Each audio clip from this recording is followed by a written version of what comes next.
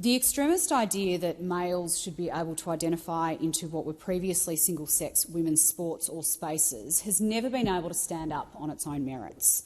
The idea that a male sex offender should be able to identify into a women's prison or a male athlete into a women's sport is so obviously absurd that the only way it's gained traction is by demonising and punishing people for pointing out that absurdity. Freedom of speech and expression are cornerstones of a democratic society. They are fundamental to our ability to argue for good ideas and to challenge dangerous ideas. Order. Yet in order to implement policies which Australians have never voted for, governments and bureaucrats have deliberately stifled the free expression of those advocating for single-sex sports and services for women. We've seen it in state-based anti-discrimination commissions, under which I and many others have been subject to spurious attempts to stop us pointing out that males shouldn't be in women's sports or spaces. We've seen it in federal court, where the Sex Discrimination Commissioner has argued that sex isn't a biological concept, an argument which not only conflicts with reality, but with the sex-based rights of every Australian woman.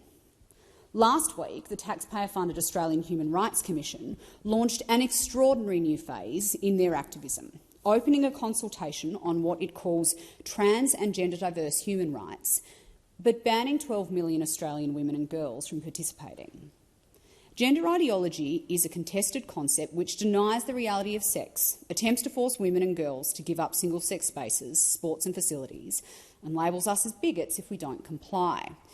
The AHRC knows full well that women in this country and around the world advocating for sex-based rights have been subjected to torrents of vile abuse and threats from activists. Yet under this consultation they're running, some of those abusive activists will be treated as experts, while the women they try to intimidate are blocked from participating. Rather than adopting a neutral approach to consultation on this issue, the AHRC has designed a consultation which prevents Australian women from making a submission while giving an unchallenged platform to what they call subject matter experts, the ones whose expertise leads them to conclude that it is kind and inclusive to put a male rapist into a women's prison. What are the trans and gender diverse human rights that the AHRC refers to? Well, they won't even say. They can't explain why it is a human right for a male to enter a women's space or sport or service.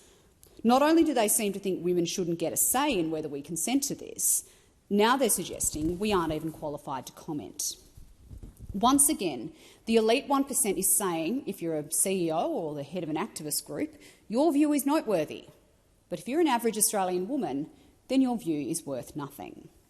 If you're a woman in Australia who believes that a convicted male sex offender shouldn't be able to identify into a women's prison, or one of the women in prison who would be put at risk, the AHRC thinks you're not qualified to give your opinion.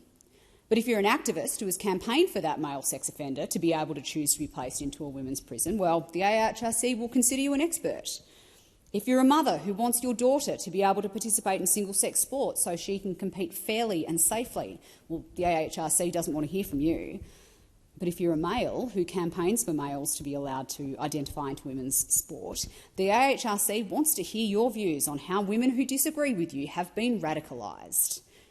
When they say we are unable to accept submissions from non-specialists in this area, as the AHRC does, the non-specialists they are referring to are the 12 million Australian women who have to live with the erasure of women's sex-based rights and who are smeared as bigots if we object.